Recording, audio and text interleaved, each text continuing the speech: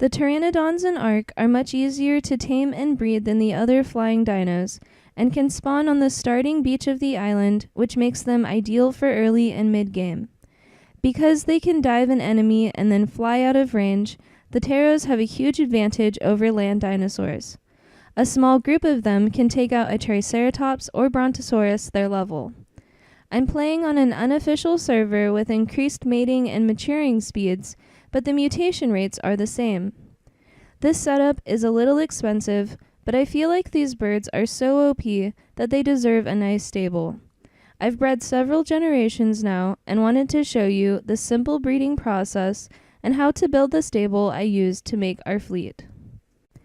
I have 6 Pteranodons for breeding, 2 males in the center stalls and 4 females around them.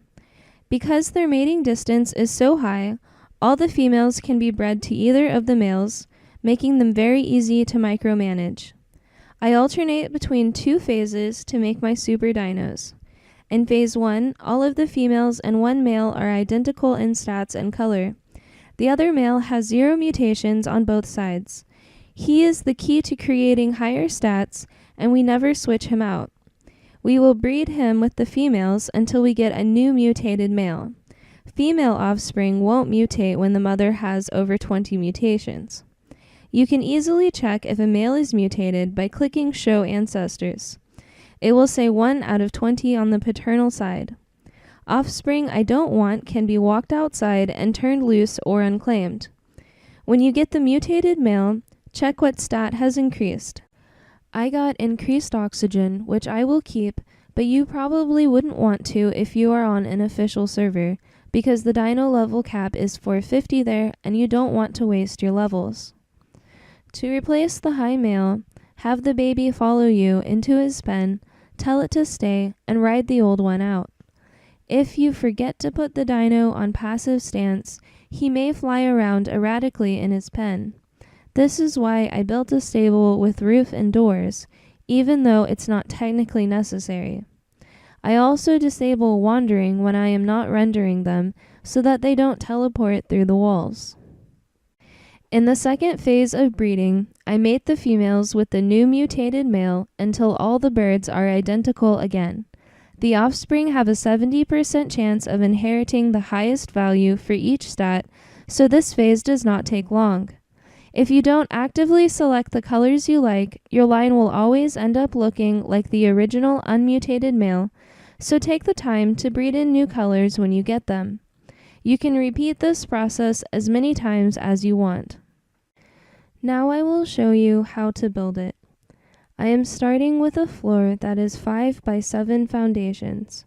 If you plan on building with stone, I would suggest using thatch first to make sure the whole floor fits. You can use ceilings on the edges if needed. To make the dino gates open correctly, I will mark the openings around the perimeter with walls.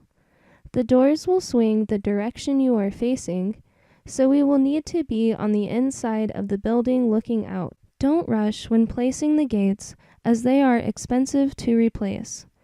You want the inside of the gate to barely touch the side of the wall, so that the opening is not obstructed, but the corners aren't sticking way out.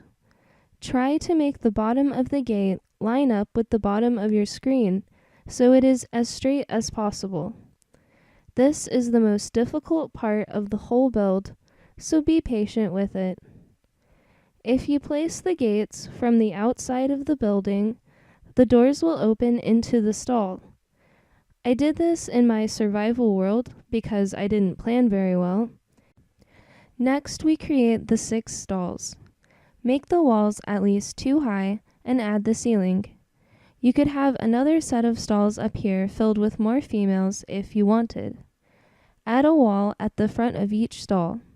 This can be tricky to place, but it will snap in eventually. I also added an incubation room to the back.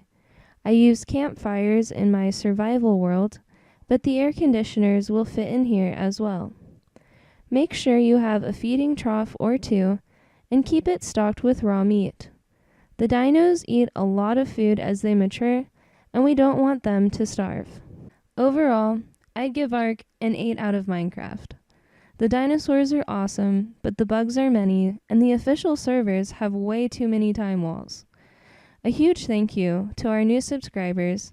I really appreciate your support. I'll be back soon with the usual block-based content in the next video. Thank you for watching.